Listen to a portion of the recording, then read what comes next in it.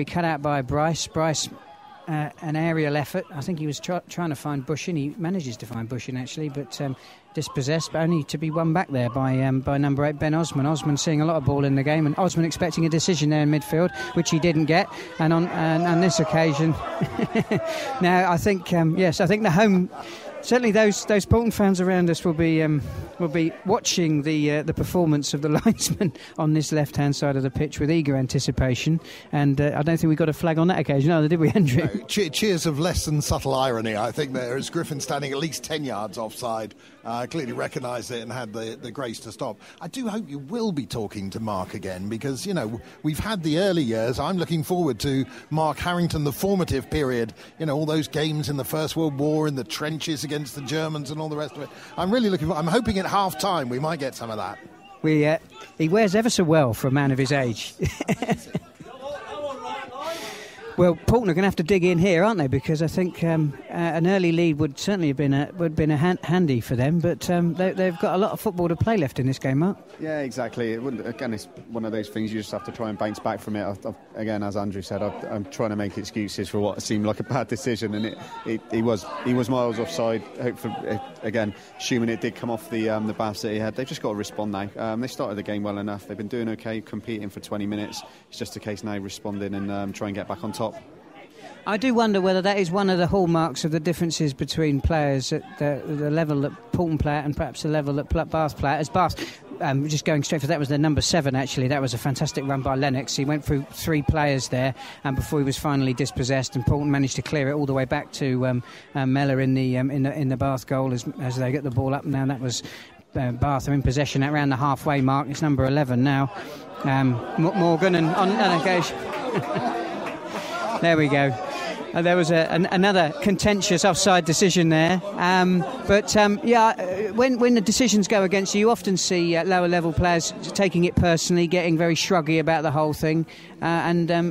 If Paulton are going to get something out of this game, they've got to be more professional than that, haven't they? Yeah, again, I think he's playing opposites down there the lines. When he just gives offside for something that clearly wasn't offside. So, but you're right, it's one of those things.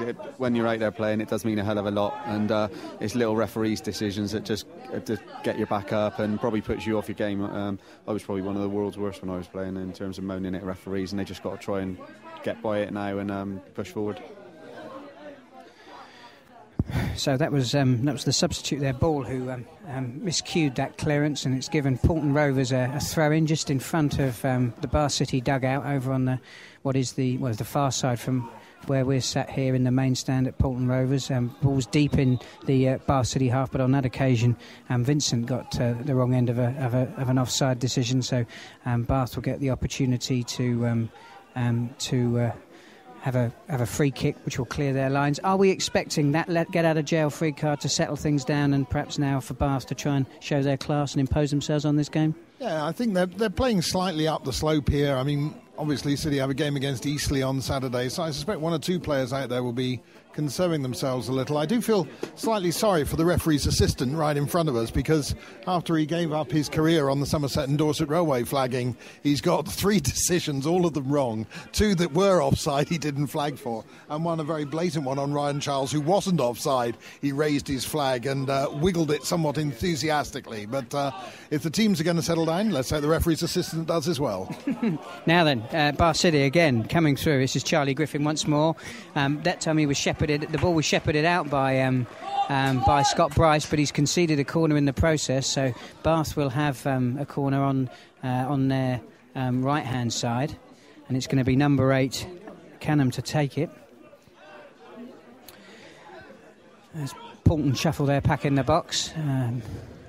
Ball's played in around the penalty spot, but headed away there by Mapston. But he's only got it as far as Lennox. Lennox tries to bring it down. He manages to get it again just into the heart of the penalty spot. Bath and Paulton can't get it away, and Griffin on that occasion couldn't latch onto it, and Phillips manages to get hold of the ball. But Paulton won't want to be having too many corners to defend, I would have thought, in this game. No, they didn't really handle that terribly well. They dithered a little bit in the box when it should have been a long punt downfield, and the ball they attempted to clear it with just rebounded off Charlie Griffin into the keeper's hands. But I'd say both these defences looking just that tad nervous this evening. And it's a fairly hard pitch here, the ball bouncing around, but you wouldn't say that either defence was brimming with confidence at the moment.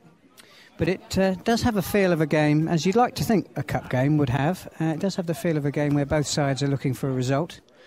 I certainly don't think that they'll be looking for a replay, but don't know if we'll get one, actually, Andrew, do you? I mean, for Bath City, obviously, winning any cup is always good news. For Paulton, pretty much their ambitions are going to be on gaining promotion. They're very well placed in the league, and a win in the Somerset Cup is a bonus, but that certainly isn't where their attentions will be concentrated. And again, ironic cheers for the referee's assistant in front of us. I've got a feeling this time he did get that one right. We've been doing more commentating on the referee's assessment than we have on this football match, so it will be well, I don't quite know why.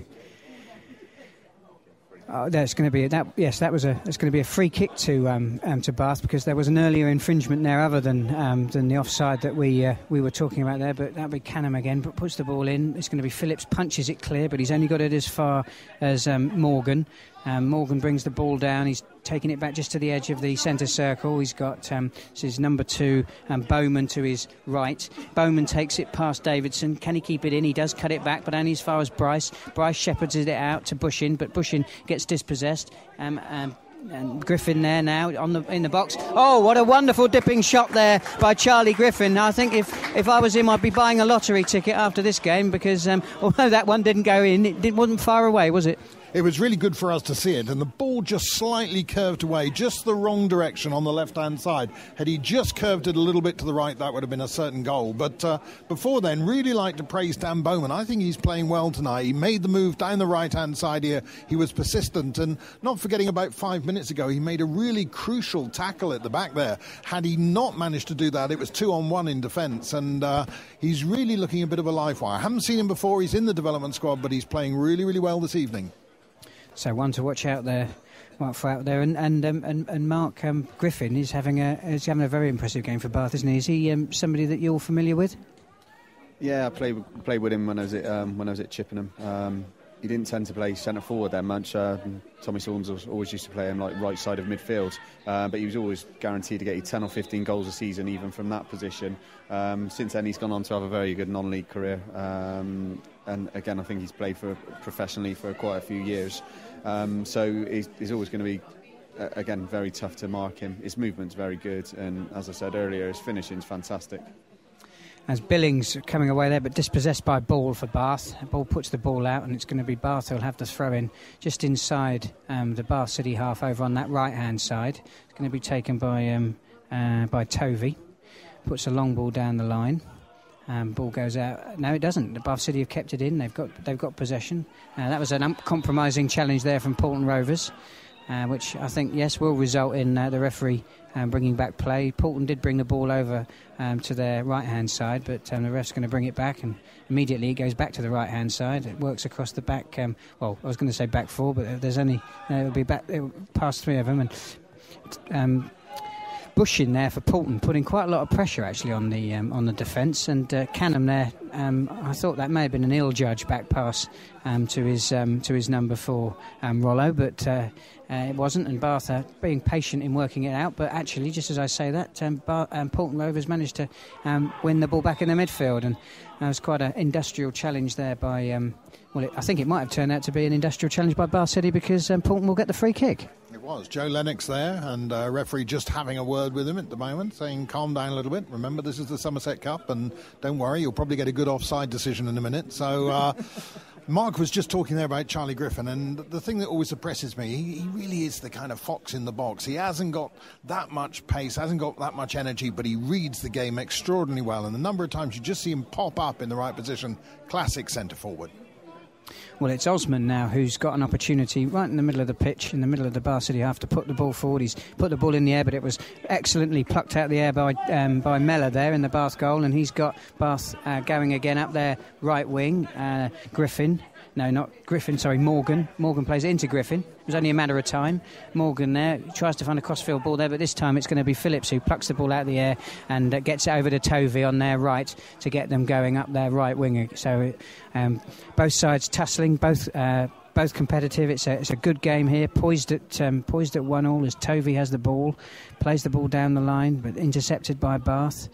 In the Bath City half, Canham trying to get the ball out from under his feet. He manages to do so, does get it up to Ryan Charles, and the ball's gone through to Charlie Griffin there, who's managed to put it in the back of the net, but on this occasion the linesman's flag was up nice and early, and that one won't count. And do we have any complaints about that, Andrew? I suspect that one was a bit more touch and go, to be honest. I would have said that Griffin was onside. I think the poor old referee's assistant now just doesn't know quite what to do. He's trying to hang his flag out confidently now, like all the time. I knew it was a bit like somebody having their hankies out drying on the line. His arms stretched out, but to be fair to him, I think he's got one of the 6 right so far, so not too bad. Maybe we're looking for a good second half performance from the referee's assistant.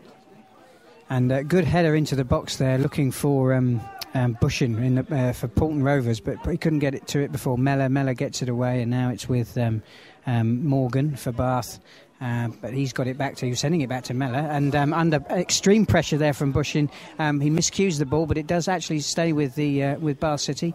Bath now are bringing it away up this right hand side, but Morgan, we think Morgan's gone over, and now we'll see our first action from the physio today. You had a slightly better view of that offside than perhaps I did.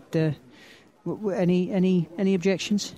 I'll be fair to him. It was a more difficult decision because of the deflection, but it didn't look offside. I think he got it wrong again, to be honest. I think Charlie Griffin, he was through again. It was, as I said, it was a bit harder because it took a deflection, but yeah, it was definitely, I think, onside. So Paulton really riding their luck a bit then, Mark?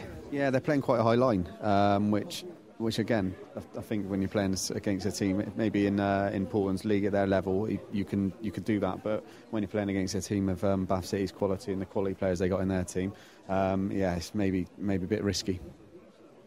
Well, I was just going to say, Kerry Morgan there went over very badly on his knee. We can only just see the corner of it, but he sort of caught his knee doubled underneath him, and I noticed both Lee Howells and Adi Britton getting up off their seats, both of those in the stand this evening, looking down at Morgan, somewhat concerned. The physio was over straight away. I think he just caught his foot in the turf a bit. It wasn't a tackle, but he just went over on his knee. And, of course, only a few minutes before that, the most atrocious back pass to Jason Mellor. I think he thought the ball was going much longer than it did, and suddenly realised there was only a yard or two away from the Paulton forward, and Mellor really had to get his skates on to get there. And he also fell over as well. So Kerry Morgan, I noticed, still down getting treatment there. You do feel sorry for him if he has to be substituted. He hasn't had many games this season. When he has played 90 minutes, he hasn't always impressed as much as he has when he's come on as substitute, and I would think he would dearly not want to go off tonight, but receiving a sustained period of treatment down there, and the fact that the referee's standing beside him looking down and not even indicating he should go off the pitch possibly indicates it is a slightly more serious injury than at first it looked.